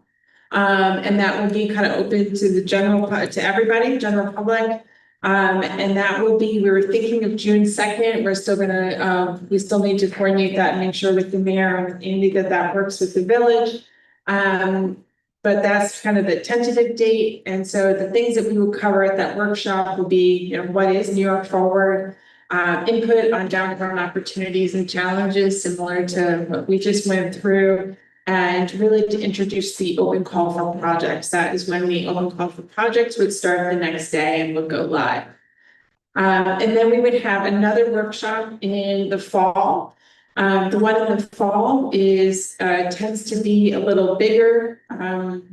Bigger in terms of we usually get more people because that's where the projects, where we want to get feedback on projects. So that one is always, I think is a fun one. So that one, we do an update on the New York Port planning process, we'll do an update on the finalized vision and goals, and then we get feedback on the projects, and that happens in the fall. And then we'll also do another type of public engagement, so I'm hearing maybe the Pride Festival and also the farmers market, which I'm going to move into. So that's something that we'll do in the spring. So maybe towards the end of May, beginning of June. So that's why I'm glad to hear these suggestions because they fit right in. And then we might do another engagement opportunity in the fall again. To really more obtain that feedback on the list of projects. So check back. We will make sure that we get out the word as best we can. Definitely we'll tap into the LPC and take some of these suggestions on how we can get the word out about that workshop on June 2nd.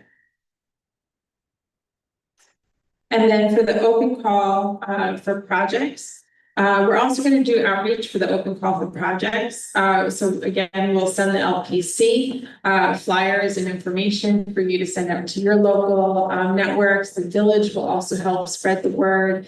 We will probably also create an email list. So for you members of the public that signed in, if you guys could all sign in, that would be great. So that we can get the word out about the open call for projects. And then as part of that, we're going to host 4 informational sessions. And so the first 2 will happen early. So one on June 11th and one on June 18th.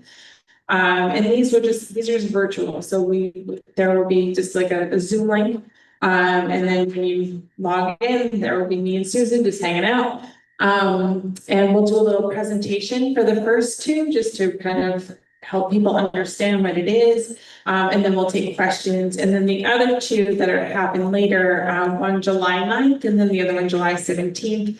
That time there won't be a presentation. It'll just be like open office hours. So people just pop in, ask questions. I have a project idea. I'm not sure if it's going to work. Let me ask these guys, this is eligible, and then they can pop on and we can help them with it. So those are some other things we'll do for the open call for projects. And then these are the other LPC meetings. So we have, obviously we're at meeting 1, meeting 2, we're thinking for June 12th. And for all of these, except for one, we're thinking the same time, 5:30 to 7:30. So meeting number 2 would be, it won't be here, it'll probably be at Village Hall, but we'll let you know. And we'll let the public know as well. That one will be reviewing feedback from the first public workshop, going over the downtown profiling assessment, some of the key findings, the vision and goals, talk about project match and evaluation, and also we'll talk more about the open call for projects. 5:30. Yeah, 5:30. And then we have meeting number 3 will be August 20th. At that one, we'll be talking about project evaluation criteria, and then it will be your first glance at the proposed projects. Meeting number 4, that's the big meeting that usually takes 3 hours, if not longer, but I'm not going to say that. That one we will probably start earlier at 5, so that way you don't get home too late. And that one is big meeting where we will go over the projects in more detail. And that's where we start to refine that project list and then also prepare for public workshop number 2. And then meeting number 5 is October 23rd. That one will review feedback from the public workshop, review the project list, and then vote on the final project list. It's October 23rd, not 22nd. 23rd, is it the 22nd? It's well, I also I have it hold on for the 22nd. Oh, so maybe it is the 22nd. Oh, yeah. You have We October will 22nd. send the schedule out to the LPC. Yeah, the 22nd, I have the 22nd. Okay, never mind. So ignore what's on the screen for this one, but it is, okay. I think we did, yes. Yeah. Just Yeah. different. We will. You have them on Thursdays in September, October, I think we originally held the Wednesday, that's all. Yeah. Oh, okay, great. But we can, I mean, at this point, this much advance notice. Yeah, we can change it if Whatever needed. they want. And then meeting number 6, if needed, we'll have a sixth meeting and that would be November 6th. And just a quick for the LPC, looking at this list, are there any that you know, like, oh, you've got a vacation Yeah. planned? Yes, what do you have? There's BIPOC Pride on June 12th. Okay, That's a community event, okay. so. When is it? That, When is the event? on June twelfth, No. at six o'clock, the evening, same time. Oh, that's something we went, yeah. Okay, so we might be in touch about rescheduling that meeting because that's a pretty big conflict, not just for one person, but for the public as well.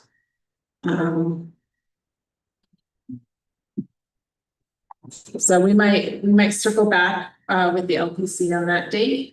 Are there any other dates that you guys are looking at this and saying, oh, you know, if there's a big conflict or you personally have a conflict with? Okay. Okay, so we'll get back to everybody with June 12th and then we'll send out a final list of for the other dates as well. Oh, yeah, sure. We can ask if there's any other days that week of June that work for people. Or that we should avoid. Right, of June, the week of June 12th. The week of, no, the week of June 9th. Week of June 9th, yeah. Okay. The same week of June. What about the 11th? 11 was good, not the 10th. That's good. Any objections to the 11th? But how about you guys? I'm sure it's fine for me. Anybody else on the 11th? Coming, going, Going once. all right, June Speak 11th. now or forever hold your peace. Delete the 12th. Just Yeah. approve it, yeah. Yep. We'll send out another calendar hold. No one has an excuse yet to get right about. Yeah. What's in my can?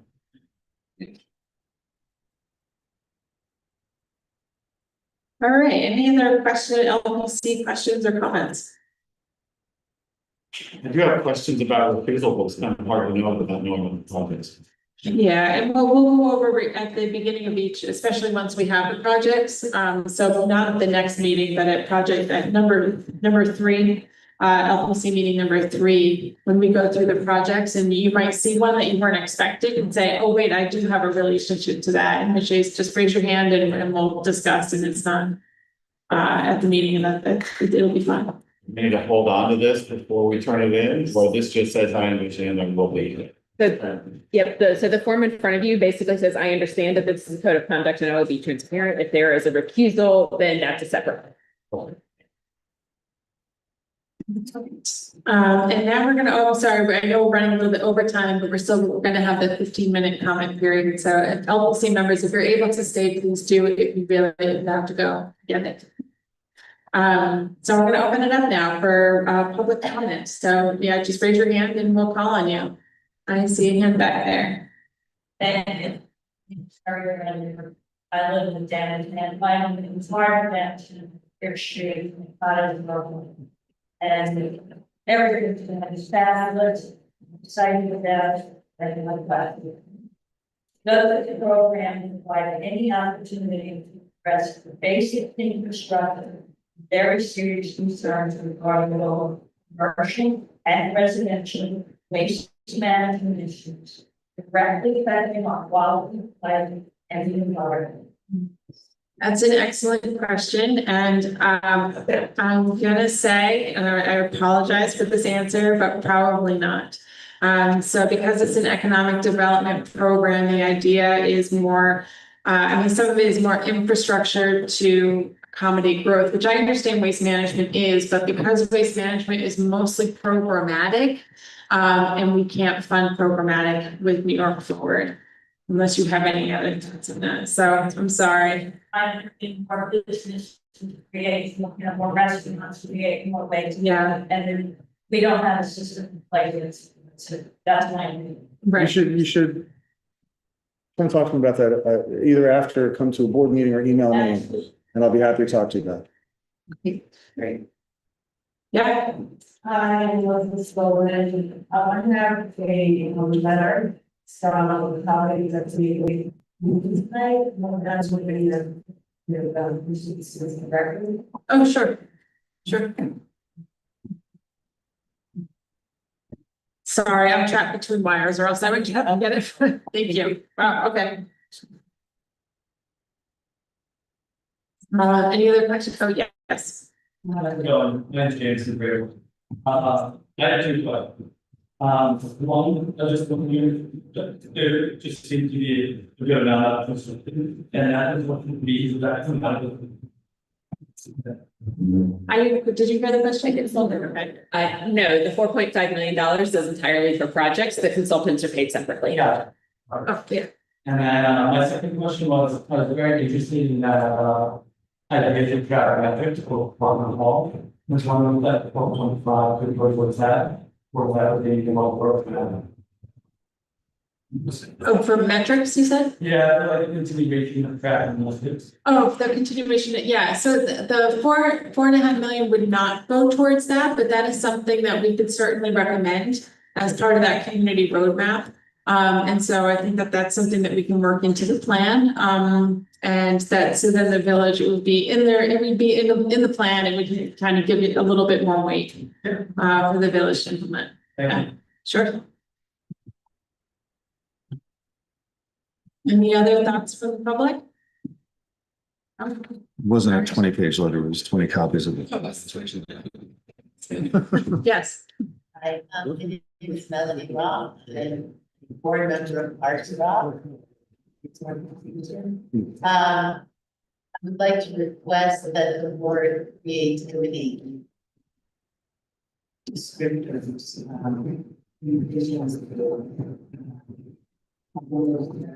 20 years, I feel like every household, I'm personally has at least one professional creative in it and several. Like it's kind of reading books. Job. I'm sure on the water bottle. We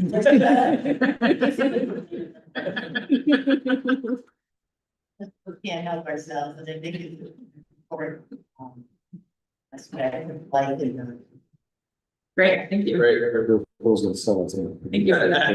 Yeah. At the board, I was thinking I'd see magnetic on there, because I really want us to attract, our businesses and everything else to attract Westchester University, get some people to spend some money to help them.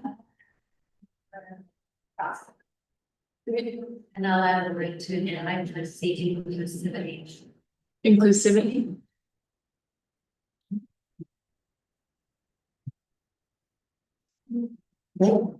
Thank you for those. Any other questions, comments? And there will be plenty of opportunities for comments throughout the whole process. And you will see the I'll just flash this up there. If you have any other questions or comments that you're dying to, that you really want to make sure that we know, you can always email us at nyf@vhb.com. And that will go directly to me and to my colleague Lindsay. So yes. You very much that you're are most of the projects required to have obviously we would make accessibility like a lot of hospitals, but I think some of the challenges we might use need to access the ADA friendly towns or also just in general. Other kinds of disabilities, they can do a lot better in that department. All right, so the question was about accessibility. And there's no New York Forward requirement for accessibility, but that's certainly something that the LPC can talk about at our next meeting, and whether or not that's incorporated into how they look at projects. Materials outlining the parts. And you know, if you watch it, it's and more English, some spur to see legal terms, so because. Yeah, we can certainly consider that, of course, thank you. And you say Creole in Spanish? Haitian Creole, okay, thank you. Yeah. I'm watching that road station. And all the other day with strategic planning, they showed a map of the county. That parts that should be hard to be apartments. And I just wanted to that to everybody's minds and also regard a lot. It's 10 years and we have it's a nice opportunity right now. Going to university on the students are going to do that cast and the project. Oh, that's great. To look at and have conversation.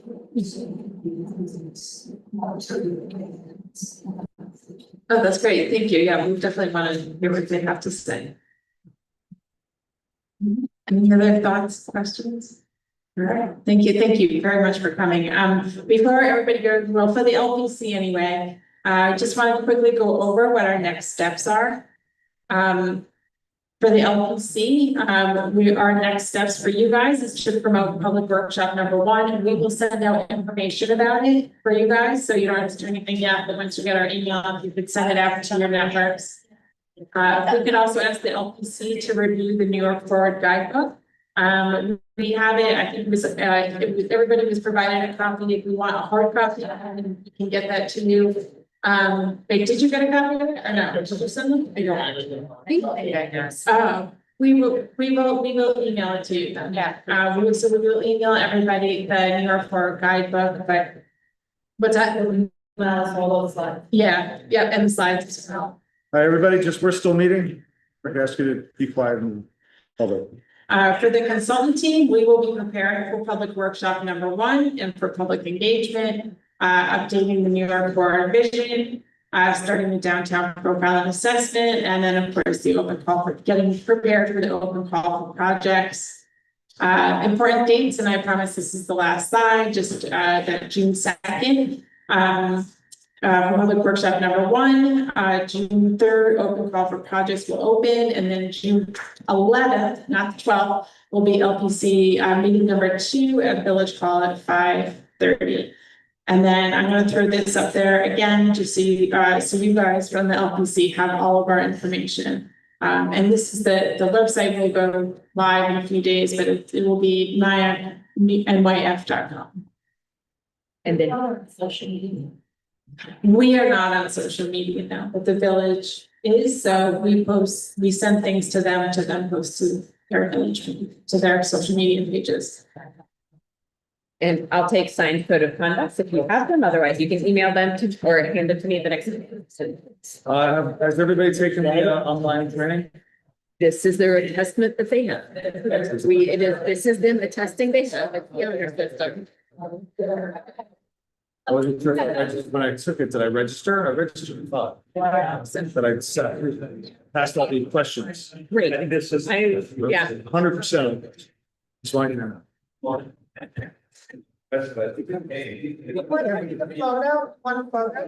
Thank you. everybody still Thank you for here? coming. Yes, thank you. Hey, can the committee come, Bill? Why don't you go, we'll take a photo from there of everybody. Oh, great. Stand behind. Got a better vacuum. Probably should turn it off, because quite honestly, it's. Pretty one, get that pretty. The one I got. I won't show up for long. Yeah. I don't know, somebody, hey. Someone send it, Andy. Susan. Yeah, Susan. Susan. I just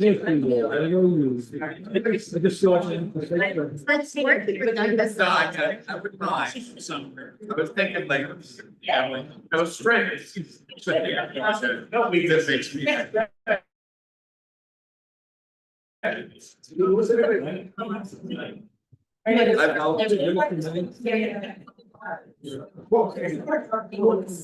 I should have given civics.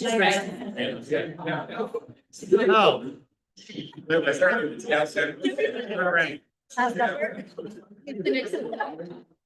Wait here. Am I doing sitting? I'm not doing sitting. I'm doing sitting. No one's else. Let's go. Thanks for here.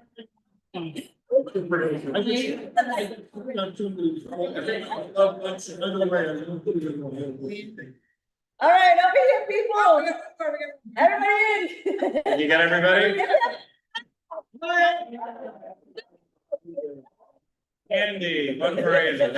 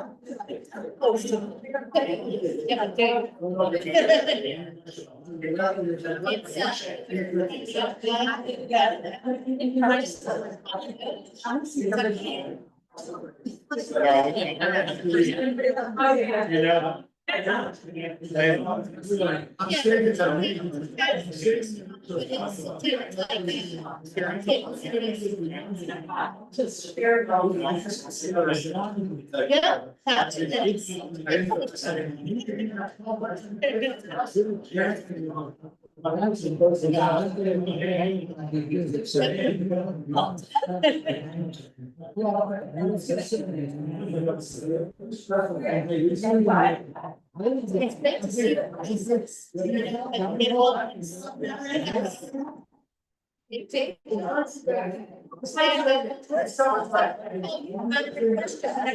I saw it.